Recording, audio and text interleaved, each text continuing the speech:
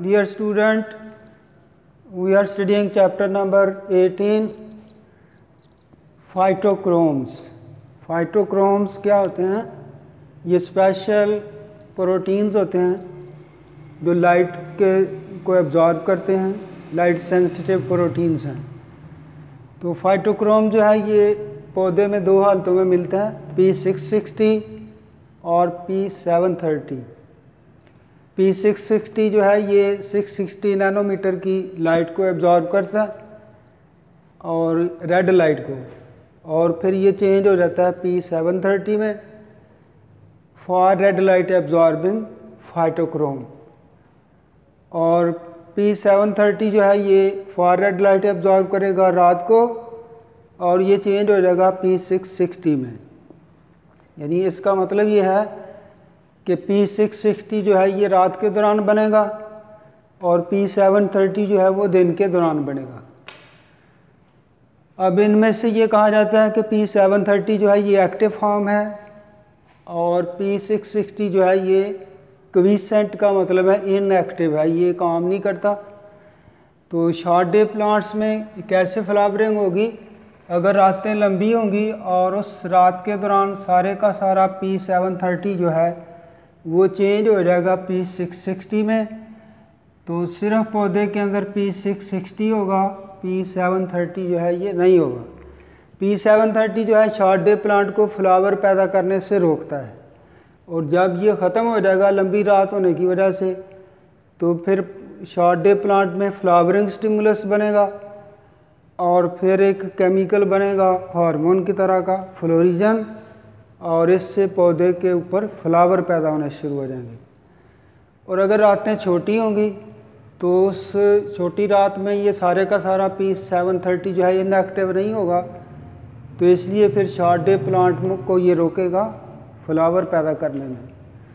Long day plant में क्या होगा कि जितना ज़्यादा दिन लंबा होगा उतना ये P660 कम हो जाएगा और P730 ज़्यादा हो जाएगा। तो P730 जो है ये लॉन्ग डे प्लांट में फ्लावरिंग स्टिमुलस पैदा करने का बायस बनेगा, और फ्लावरिंग स्टिमुलस की वजह से फिर फ्लोरिजन हार्मोन बनेगा और फिर लॉन्ग डे प्लांट्स में फ्लावरिंग होगी। तो इसकी वजह से कि पौधे के अंदर P660 है या P730 है, कौन सा मटेरियल जो है वो कितना है, इसकी वजह से पौधा अंदाज़ा लगाता है कि रात लंबी है या दिन लंबा है। तो इसके मुताबिक फिर वो अपना रिप्रोडक्टिव बिहेवियर जो है वो शो करता है। अब हम पढ़ेंगे वर्नलाइजेशन। तो वर्नल का मतलब होता है स्प्रिंग।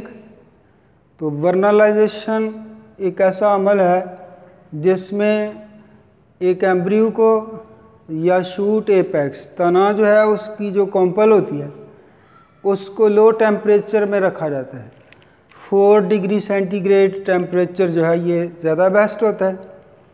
तो कितनी देर के लिए रखना है? कुछ पौधों की रिक्वायरमेंट तो 4 दिनों में पूरी हो जाती है और कुछ की ज़्यादा अरसा लेती है। ज़्यादा से ज़्यादा कितनी देर होगी? 3 मंथ्स। तो इस दौरान पौधे के अंदर एक केमिकल बनता है जिसका इसके नाम के ऊपर नाम रखा है वर्नालीन, और वर्नालीन की वजह से फिर उस पौधे को फ्लावर पड़ते हैं और फिर उसका फ्रूट बनता है, फिर सीड बनते हैं उसके अंदर। वर्नालीन को तलाश करने की कोशिश की गई तो ये पता चला कि ये कोई अलहदा चीज़ नहीं है बल्कि ये जिब्रालीन है। तो जिब्रालीन जो है यही वर्नालीन के तौर पे काम करता है। अब ये दो बातें जो हमने पढ़ी हैं, फोटोपीरियडिज्म और वर्नलाइजेशन, इस दोनों की वजह से क्या होता है कि सारे के सारे जो पौधे एक ख़ास नस्ल के होते हैं वो एनवायरनमेंट के मुताबिक जो बेस्ट एनवायरनमेंट होता है उनकी रिप्रोडक्शन के लिए, उसमें वो रिप्रोडक्शन करने के लिए तैयार हो जाते हैं। और सारे के सारे पौधे जब एक ही दफ़ा फ्लावर पैदा करेंगे तो फिर क्रॉस पोलिनेशन के चांसेस बढ़ेंगे और इससे उस फसल की पैदावार जो है वो ज़्यादा हो जाएगी। अब हम पढ़ेंगे रिप्रोडक्शन इन एनिमल्स। तो एनिमल्स में रिप्रोडक्शन के 2 तरीके हैं, एसेक्सुअल और सेक्सुअल। एसेक्सुअल की किस्में आपने पढ़ी हैं पहले, फिशन, बर्डिंग, पार्थेनोजेनेसिस, और प्लांट्स में एपोमिक्सिस कहते हैं इसको। इसके अलावा जानवरों में क्लोनिंग है और आइडेंटिकल ट्विंस कैसे पैदा होते हैं ये हम पढ़ेंगे। तो फिशन का मतलब है डिवाइड करना। एक जानदार दो जानदारों में डिवाइड हो जाए तो फिर इसको कहते हैं हम बाइनरी फिशन। जैसे बैक्टीरिया डिवाइड करते हैं इसी तरह प्लेनेरिया वगैरह भी डिवाइड कर सकता है। और अगर एक जानदार जो है वो ज़्यादा जानदारों में डिवाइड कर जाए एक ही टाइम पे तो इसको कहते हैं मल्टीपल फिशन। मल्टीपल फिशन जो है ये आप पढ़ेंगे प्लाज्मोडियम के अंदर, मलेरियल पैरासाइट जो होता है। इसके अलावा अमीबा वगैरह और इस तरह के जो इंटेस्टिनल पैरासाइट्स हैं उनमें भी ये पाया जाता है। बर्डिंग में क्या होगा कि एक उभार सा बनेगा और ये उभार जो है ये आहिस्ता आहिस्ता एक अलहदा जानदार बन जाएगा। फौरी तौर पे या कुछ अरसे के बाद ये अपने पेरेंट्स से अलहदा हो जाएगा। पार्थिनोजेनेसिस इसकी दूसरी किस्म बल्कि तीसरी किस्म है सेक्सुअल रिप्रोडक्शन की। इसमें एग डेवलप करेगा बगैर फर्टिलाइजेशन के, स्पर्म के बगैर। तो अगर हैप्लॉइड एग होगा तो फिर हैप्लॉइड बच्चा बनेगा। जैसे हनी बी शहद की मक्खी होती है उसमें जो मेल होते हैं उनको कहते हैं ड्रोन्स और वो हैप्लॉइड होते हैं। अब शहद की मक्खी जो है वो जब मेल से जिनसी मिलाप करेगी तो मेल से स्पर्म जो है उसकी बॉडी में दाखिल होंगे तो वो एक थैले में स्टोर हो जाएंगे। अब इस थैले का मुंह जो है वो कभी बंद होगा कभी खुलेगा। तो अब यहाँ से जब एग गुजरा होगा तो अगर इस थैले का मुंह बंद होगा तो फिर वो वैसे ही बगैर फर्टिलाइजेशन के जिस्म से निकल आएगा और इससे हैप्लॉइड बच्चा पैदा होगा। तो इसको कहेंगे हैप्लॉइड पार्थिनोजेनेसिस।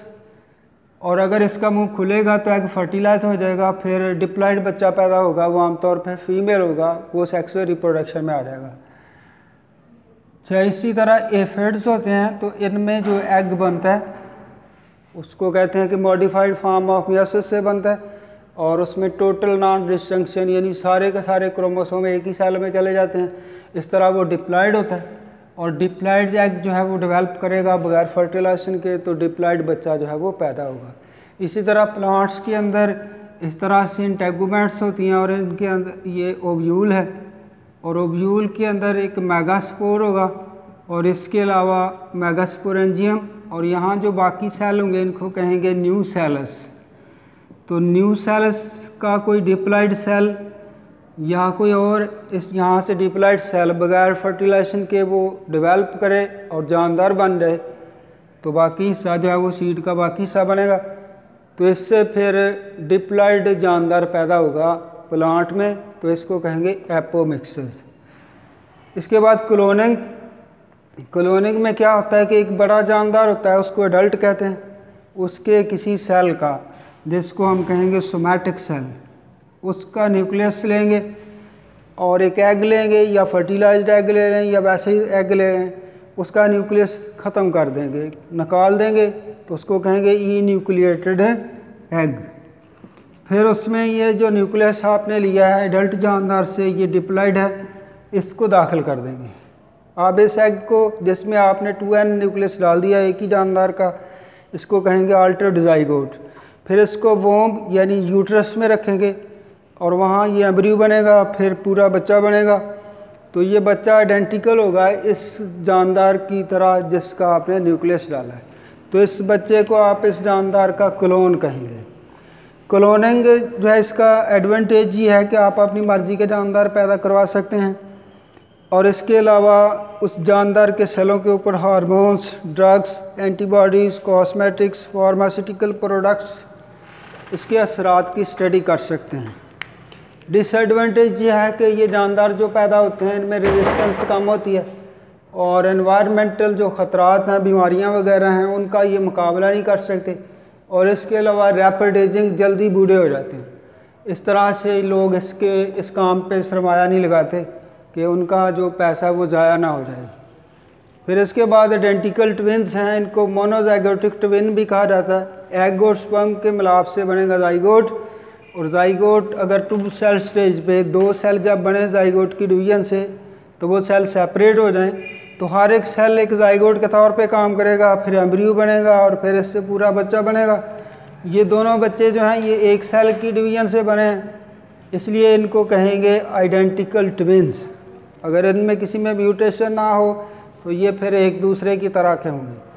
दूसरा सेक्सुअल रिप्रोडक्शन का तरीका है जिसमें फ्रेटर्नल्स पैदा होते हैं। एक ही टाइम में एक से ज़्यादा एग जो हैं तैयार हो जाते हैं, फर्टिलाइज हो जाते हैं, हर एक से जाइगोट बन जाता है, फिर एम्ब्रियो बनता है, फिर वो बच्चा बनता है। तो ये बच्चे भी क्योंकि एक ही वक्त में पैदा होते हैं इसलिए इनको भी ट्विंस कहते हैं, लेकिन ये मोनोजाइगोटिक नहीं है। अगर दो बच्चे हैं डिफरेंट जाइगोट से बने हैं तो डाइजाइगोटिक कहेंगे। तो ये एक दूसरे से डिफरेंट होंगे। अब हम पढ़ेंगे सेक्सुअल रिप्रोडक्शन। सेक्सुअल रिप्रोडक्शन में एग और स्पर्म बनेगा मियोसिस के ज़रिए, और मियोसिस की वजह से फिर क्या होगा कि इंडिपेंडेंट असॉर्टमेंट होगी और इसके अलावा क्रॉसिंग ओवर होगी। तो जीन्स के लिहाज से फिर वो डिफरेंट हो जाएंगे, इससे वैरायटी पैदा होगी। तो एग और स्पर्म को गमीट कहा जाता है। गमीट बनने के अमल को गमीटोजेनेसिस कहेंगे। एग का दूसरा नाम है ओवम, तो इसलिए इसके बनने को ओवोजेनेसिस कहेंगे, और स्पर्म के बनने को स्पर्मेटोजेनेसिस। एग और स्पर्म जो है ये फिर मिलेंगे, इनके मिलने से जाइगोट बनेगा। एग और स्पर्म के मिलाप को कहेंगे फर्टिलाइजेशन। अब जो जानदार हैं उनमें जेंडर का डिफरेंस भी है। यूनिसेक्सुअल आमतौर पे या तो मेल होगा या फीमेल होगा, और बाइसेक्सुअल जो है उसमें दोनों ही सेक्स होंगे, मेल भी और फीमेल भी। तो इसको हर्माफ्रोडाइट भी कहा जाता है। लोअर एनिमल्स में आमतौर पे ऐसे होता है, बड़े जानदार जो हैं वो यूनिसेक्सुअल होते हैं। थैंक यू वेरी मच, शुक्रिया।